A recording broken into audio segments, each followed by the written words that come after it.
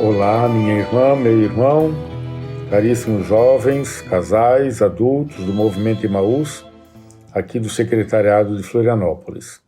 Mais uma vez tenho a graça, a oportunidade de estar com vocês para apresentar-lhes alguns comentários a respeito das leituras da Palavra de Deus do primeiro domingo do Advento do ano B, que se inicia exatamente nesse primeiro domingo do Advento.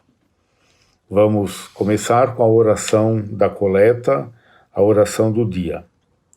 Ó Deus Todo-Poderoso, concedei aos vossos fiéis o ardente desejo de possuir o reino celeste, para que, acorrendo com as nossas boas obras ao encontro do Cristo que vem, sejamos reunidos à sua direita na comunidade dos justos. O tempo do Advento se divide em duas partes. Nos dois primeiros domingos, as leituras, a liturgia toda, se refere à segunda vinda de Cristo no final dos tempos. No final dos tempos de toda a história da humanidade, no final da vida de cada um de nós. E os dois últimos domingos, o terceiro e o quarto domingo, se referem à primeira vinda de Cristo, ou seja, a preparação para o Natal, preparação imediata para o Natal. Então agora no primeiro domingo do Advento, a liturgia está falando da segunda vinda de Cristo. Vamos começar com o Evangelho. O Evangelho é de São Marcos, capítulo 13, do versículo 33 ao 37. Estamos no final do Evangelho. Jesus chegou a Jerusalém, dentro de poucos dias será crucificado e morto. Diz assim: naquele tempo disse Jesus aos seus discípulos: cuidado, ficai atentos, porque não sabeis quando chegará o momento. É como o homem que, ao partir para o estrangeiro, deixou sua casa sob a responsabilidade de seus empregados, distribuindo a cada um a sua tarefa. Esse homem que sai em viagem para o estrangeiro representa o próprio Jesus Cristo. Jesus que está para deixar este mundo, voltar para o Pai, e deixa para a comunidade, para os discípulos, para os seus seguidores, distribuindo a cada um a sua tarefa. Qual é a tarefa? A tarefa de levar adiante o anúncio do reino de Deus. A tarefa de fazer acontecer o reino de Deus no mundo. A tarefa de anunciar a palavra, a tarefa de administrar os sacramentos, a tarefa de exercer o ministério da caridade, do amor aos pobres, a tarefa de fazer a igreja ser verdadeiramente sinal, instrumento, germe, semente do reino de Deus. E mandou o porteiro ficar vigiando. Vigiai, portanto, porque não sabeis quando o dono da casa vem. À tarde, à meia-noite, de madrugada ou ao amanhecer. Aqui fala-se do porteiro e de todos. O porteiro pode representar aquelas pessoas que são responsáveis da comunidade, os cuidadores da comunidade, os bispos nas suas dioceses, os padres nas suas paróquias, nas suas comunidades, os diáconos, os coordenadores de pastorais, de movimentos, de associações, no nosso movimento de Emaús, os casais orientadores de grupo, os presidentes de grupo, os coordenadores gerais do nosso movimento, enfim, os porteiros são aqueles que devem ficar vigiando, atentos, para quando o Senhor voltar. Mas Jesus fala também no plural: não sabeis quando o dono da casa vem. Portanto, todos aqueles que são fiéis seguidores de Jesus Cristo devem estar sempre atentos, vigilantes, porque o Senhor pode chegar a qualquer hora.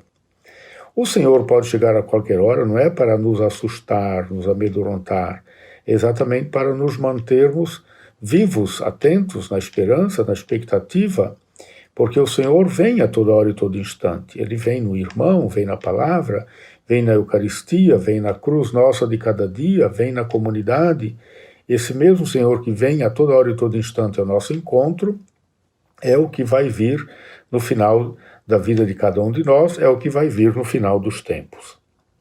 Para que não suceda que, vindo de repente, ele vos encontre dormindo. O que vos digo, digo a todos, vigiai. É um pequeno discurso de Jesus, 3 dias depois que chega a Jerusalém, antes de encontrar-se com os apóstolos e proferir o chamado discurso escatológico, um discurso que vai chamar a atenção dos fiéis para esse tempo entre a morte e ressurreição de Cristo e o final dos tempos. Esse é o tempo da igreja, é o tempo que nos cabe fazer acontecer a realidade de Jesus Cristo, o anúncio do reino de Deus. Vamos à primeira leitura. A primeira leitura é do profeta Isaías, em diversas partes do capítulo 63, versículo 16 a 17, depois pula para o 19, depois pula para o capítulo 64, versículos 2 a 7. É uma espécie de oração, uma oração de arrependimento, de lamentação, de súplica, que o fiel faz a Deus. Estamos quase no final da profecia de Isaías. A gente chama até, numa linguagem mais técnica, o terceiro Isaías, teria sido um terceiro autor dentro do livro do profeta Isaías. Esse trecho aqui foi escrito no final do exílio, portanto, pelos anos 530, mais ou menos. O povo já tinha voltado do exílio, estava reconstruindo a cidade de Jerusalém, numa época de muita decepção, muita tristeza, desânimo. Muitos não seguiam mais a Javé, não acreditavam na aliança do povo com Deus, com Javé. O povo meio sem entusiasmo. E o profeta é aquele que quer manter o povo no entusiasmo, no ânimo, na esperança, na fé em Javé. Então o profeta, em nome de todo o povo, faz esta oração. Senhor, Tu és o nosso Pai, nosso Redentor, eterno é o Teu nome. O profeta chama a Deus de Pai, Pai do povo, Redentor do povo. Pai do povo por quê? Porque o povo foi constituído por Deus. Deus ouviu o clamor, o sofrimento do povo na escravidão no Egito, nos anos 1200 a.C., e Deus desceu para libertar o povo e fez uma aliança com esse povo dizendo: Tu és o meu povo, eu sou o teu Deus. Então Deus é o Pai do povo.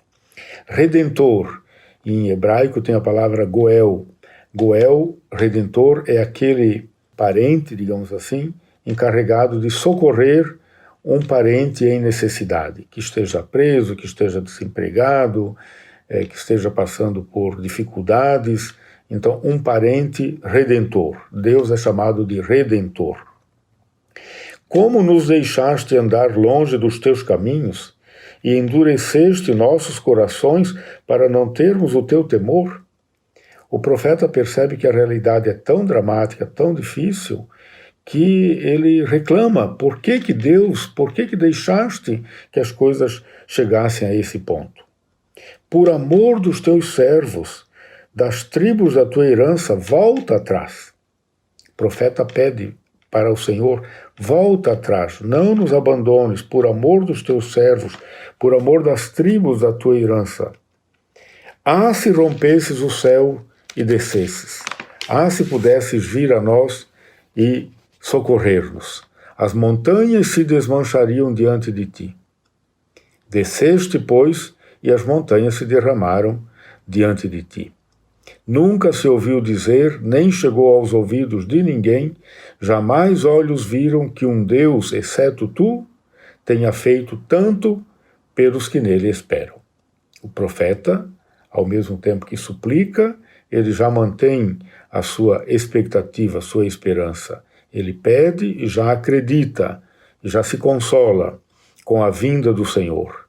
Vens ao encontro de quem pratica a justiça com alegria, de quem se lembra de ti em teus caminhos.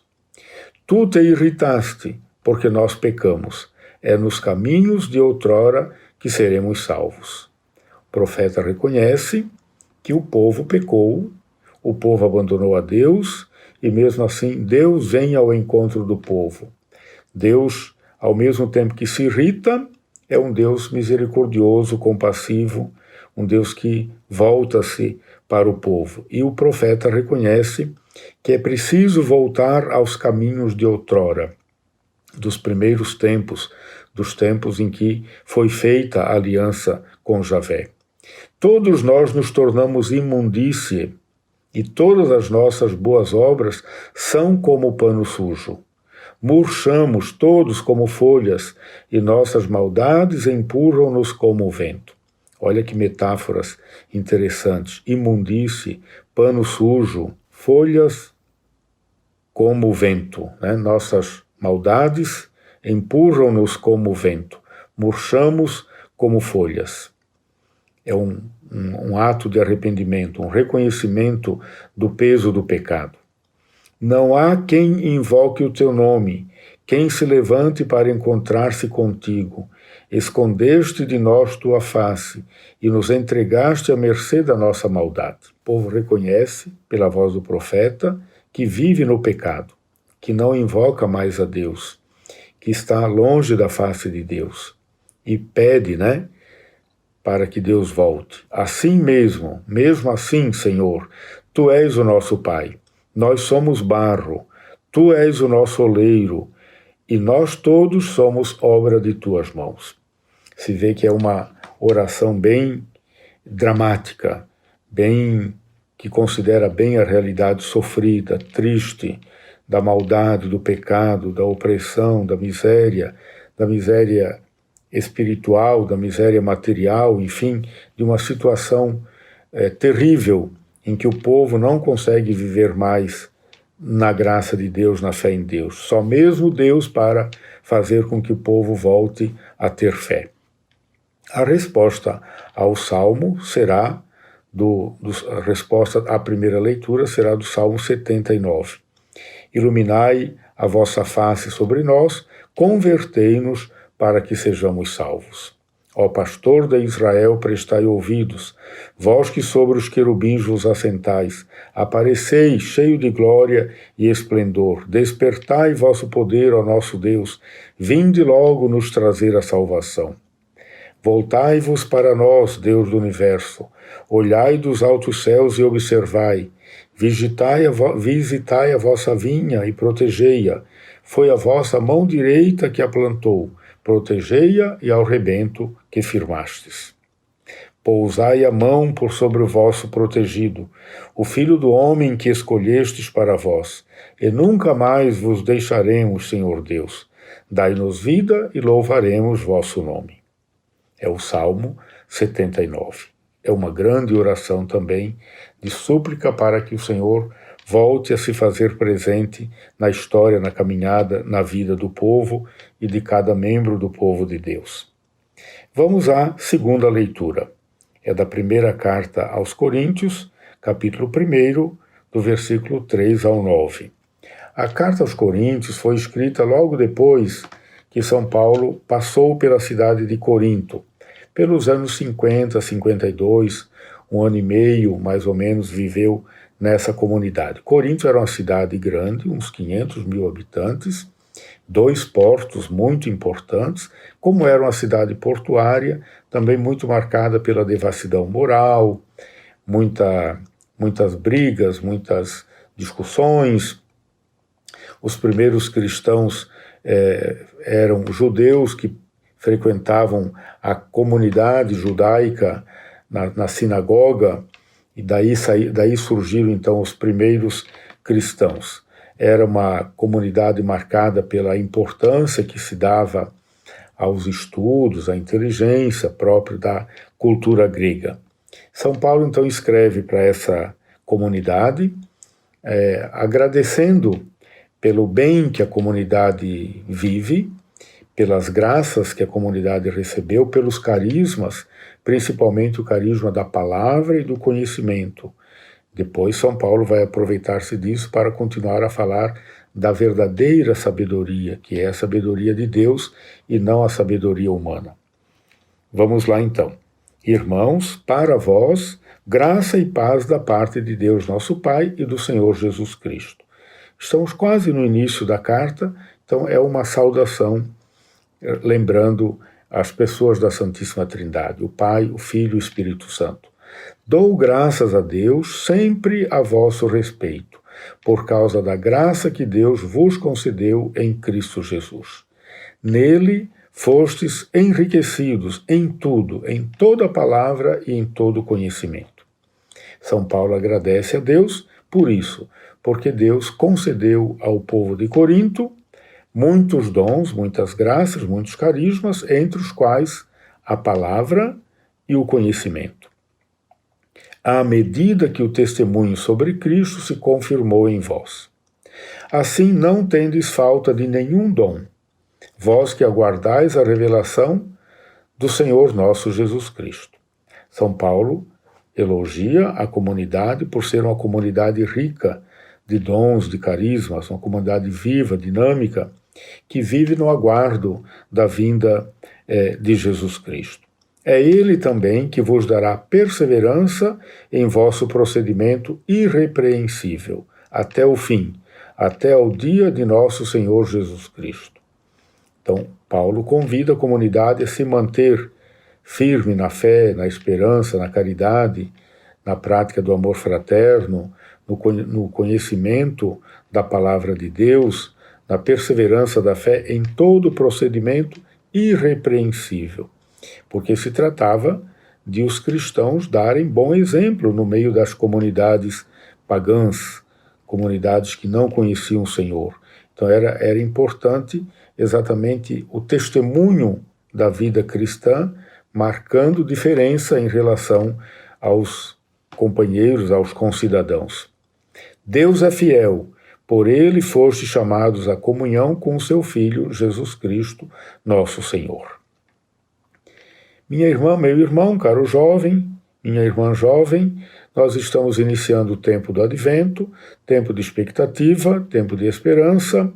Nunca esquecer que o melhor da festa é a preparação. Se você não fizer uma boa preparação para o Natal vem, o Natal vai, e mais uma vez será um Natal qualquer, como o mundo celebra o Natal, o mundo, o mercado, a moda, propaganda, muita luminosidade por fora. É importante que seja dentro de você a acontecer o Natal.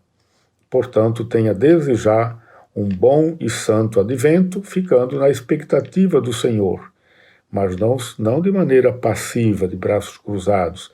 É uma expectativa atuante, perseverante.